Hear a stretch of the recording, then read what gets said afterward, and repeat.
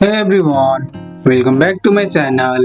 In today's video, I will show you how to change the singing voice on the SUNO mobile app. Let's get started. First, open the SUNO app on your phone and make sure you are logged in to your account. Once you are on your home page, tap the plus button or a create button at the bottom mid. Now tap on a custom at the top. You will see boxes for your song title, lyrics or idea and style. Type your song idea or lyrics as usual. Look for the voice setting or vocal option on the creation screen. This might be labeled as voice, singer or vocal style. Tap on it to see different voice choices. After selecting your voice, tap create or generate.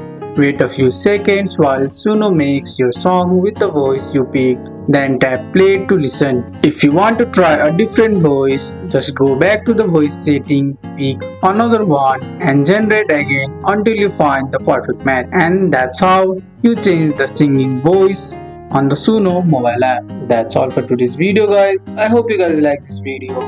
If you found this video helpful, drop a like, subscribe for more videos. Thanks for watching. See you in the next one.